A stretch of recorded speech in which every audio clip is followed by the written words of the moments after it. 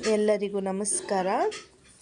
Egg puffs ಹೇಗೆ ಮಾಡೋದು ಅಂತ ನೋಡೋಣ ಬನ್ನಿ. ಮನೆಯಲ್ಲಿರೋ ಇಂಗ್ರೀಡಿಯೆಂಟ್ಸ್ನೇ ಹಾಕ್ಕೊಂಡು ನಾವು ಪಪ್ಸ್ ಕೂಡ ಮಾಡ್ಕೊಬೋದು. ನೋಡಿ, 1 ಕಪ್ ಮೈದಾ ಹಾಕ್ಕೊಂಡಿದ್ದೀನಿ, 1 ಕಪ್ ಗೋಧಿ ಹಿಟ್ಟು ಹಾಕ್ಕೊಳ್ತಾ ಇದ್ದೀನಿ.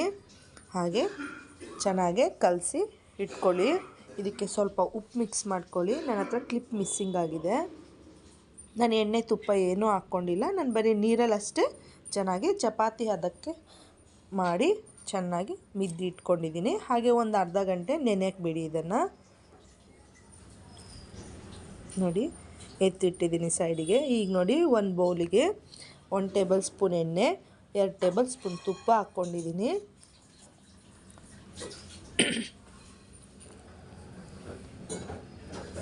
ಒಂದು ಟೇಬಲ್ ಸ್ಪೂನು ಅಕ್ಕಿ ಹಿಟ್ಟನ್ನು ಹಾಕ್ಕೊಳ್ತಾ ಇದ್ದೀನಿ. ಎಲ್ಲನೂ ಚೆನ್ನಾಗಿ ಮಿಕ್ಸ್ ಮಾಡಿ ಎತ್ತಿಟ್ಕೊಂಡಿದ್ದೀನಿ. ನಾನು ಇದನ್ನು ಇಲ್ಲಿ ಬಿಸಿಯಾಗಿರೋ ನೀರಿಗೆ 3 ಮೊಟ್ಟೆನ ಹಾಕ್ಕೊಳ್ತಾ ಇದ್ದೀನಿ. ಇಲ್ಲಿ 3 ಈರುಳ್ಳಿ, ಸ್ವಲ್ಪ ಕೊತ್ತಂಬರಿ ಸೊಪ್ಪನ್ನ ಕಟ್ ಮಾಡಿ ಎತ್ತಿಟ್ಕೊಂಡಿದ್ದೀನಿ. Chicken masala powder, chilli powder ಹಾಗೆ ಧನಿಯಾ ಪೌಡರ್ನ ನಾನು ಎತ್ತಿಟ್ಕೊಂಡಿದ್ದೀನಿ.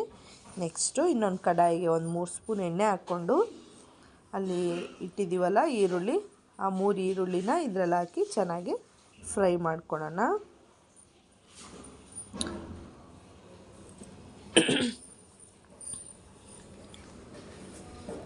ನೋಡಿ, ಅರ್ಧ ಟೇಬಲ್ ಸ್ಪೂನ್ ಖಾರದ ಪುಡಿ ಹಾಗೆ ಧನಿಯಾ ಪುಡಿ ಹಾಗೆ ಚಿಕನ್ ಮಸಾಲನ ಹಾಕ್ಕೊಳ್ತಾ ಇದ್ದೀನಿ. ನೀವು ಬೇಕಾದರೆ ಗರಂ ಮಸಾಲ ಪೌಡರ್ ಕೂಡ ಹಾಕ್ಕೊಬೋದು. ಹಾಗೆ ರುಚಿಗೆ ಎಷ್ಟು ಬೇಕಷ್ಟು ಉಪ್ಪು ಹಾಕ್ಕೊಳ್ಳಿ.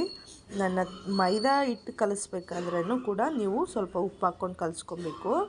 ನನ್ನ ಹತ್ರ ಕ್ಲಿಪ್ ಮಿಸ್ ಆಗಿದೆ, ನಾನು ಅದಕ್ಕೋಸ್ಕರ ಅಲ್ಲಿ ಹಾಕಿಲ್ಲ. ಹಾಗೆ ಎಲೆಕೋಸು ಹಾಕ್ಕೊಂಡಿದ್ದೀನಿ.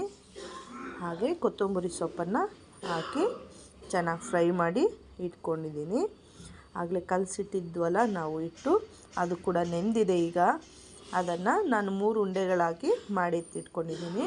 3 ಉಂಡೆಗಳನ್ನು ನಾನು ಚಪಾತಿ ಥರ ದೊಡ್ಡದಾಗಿ, ಅಂದರೆ ಸ್ವಲ್ಪ ಚಪಾತಿಗಿಂತ ದೊಡ್ಡದಾಗಿ ನಾನು ಲಟ್ಟಿಸ್ಕೊಂಡು ಇಟ್ಕೊಳ್ತೀನಿ.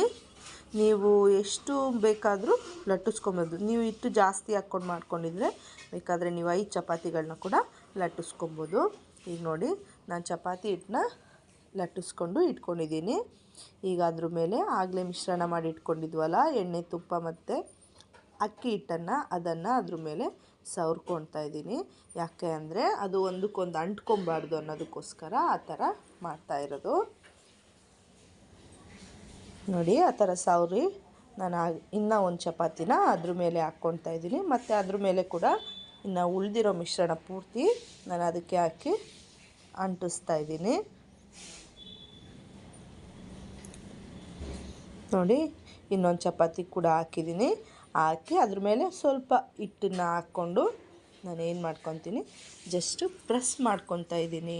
ಆದರೆ ಯಾವುದೇ ಕಾರಣಕ್ಕೂ ಉಜ್ಕೊಳ್ತಾ ಇಲ್ಲ, ಅದನ್ನು ಗಟ್ಟಿಯಾಗಿ ಪ್ರೆಸ್ ಮಾಡಿ ಉಜ್ತಾ ಇಲ್ಲ. ನಾನು ಸುಮ್ಮನೆ ಹಾಗೆ ಅದು ಅಂಟಬೇಕು ಅನ್ನೋ ಥರ ಮಾತ್ರ ಪ್ರೆಸ್ ಮಾಡ್ಕೊತಾ ಇದ್ದೀನಿ ಅಷ್ಟೇ. ನಾನು ಚಪಾತಿ ತುಂಬ ದೊಡ್ಡದಾಗಿ ಮಾಡ್ಕೊಂಡಿದ್ದೀನಿ. ನಿಮ್ಗೆ ಇಲ್ಲಿ ವಿಡಿಯೋದಲ್ಲಿ ಸರಿಯಾಗಿ ಕಾಣಿಸ್ತಾ ಇಲ್ಲ.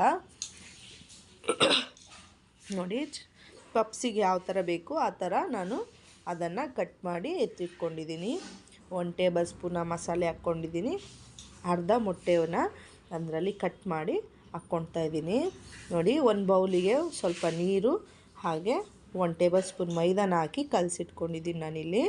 ಅದನ್ನು ಎಡ್ಜಸ್ಸಿಗೆಲ್ಲ ಚೆನ್ನಾಗಿ ಹಚ್ಕೊಂಡ್ರೆ ನೀಟಾಗೆ ಅದು ಅಂಟ್ಕೊಳ್ಳುತ್ತೆ. ಎಣ್ಣೆಲಿ ಬಿಟ್ಟಾಗ ನಮಗೆ ಅದು ಓಪನ್ ಆಗೋದಿಲ್ಲ. ಓಪನ್ ಆಗುತ್ತಾ ಅಂತ ಭಯ ಪಡಬೇಡಿ, ಯಾವುದೇ ಕಾರಣಕ್ಕೂ ಓಪನ್ ಆಗೋಲ್ಲ. ನೀವು ಚೆನ್ನಾಗಿ ಎಡ್ಜಸ್ಸಿಗೆ ಅಂಟಿಸ್ಬಿಟ್ಟು ನೀಟಾಗೆ ಪ್ರೆಸ್ ಮಾಡಿ ಇಟ್ಕೊಳ್ಳಿ. ನೋಡಿ, ಎಣ್ಣೆ ಕಾಯ್ದಿದೆ. ಅದರೊಳಗೆ ನಾನೀಗ ಒಂದೊಂದೇ ಪಪ್ಸ್ನ ಹಾಕಿ ಬೇಯಿಸ್ಕೊತಾ ಇದ್ದೀನಿ. 2-3 ಒಟ್ಟಿಗೆ ಹಾಕಿ ಬೇಯಿಸ್ಕೊಬೇಡಿ, ಅದಕ್ಕೆ ಬೇಯೋಕ್ಕೆ ಸ್ವಲ್ಪ ಜಾಗ ಇರಲಿ. ಹಾಗಾಗಿ ನಾನು 2ಅನ್ನೇ ಹಾಕಿ ಬೇಯಿಸ್ಕೊತಾ ಇದ್ದೀನಿ. ನೋಡಿ, ಎಲ್ಲ ಪಪ್ಸ್ಗಳನ್ನ ನಾನು ಬೇಯಿಸಿ ಎತ್ತಿಟ್ಕೊಂಡಿದ್ದೀನಿ. ಲೋ ಫ್ಲೇಮಲ್ಲೇ ನೀವು ಬೇಯಿಸ್ಕೊಬೇಕು, ಹೈ ಫ್ಲೇಮಲ್ಲಿ ಯಾವುದೇ ಕಾರಣಕ್ಕೂ ಬೇಯಿಸ್ಕೊಬೇಡಿ.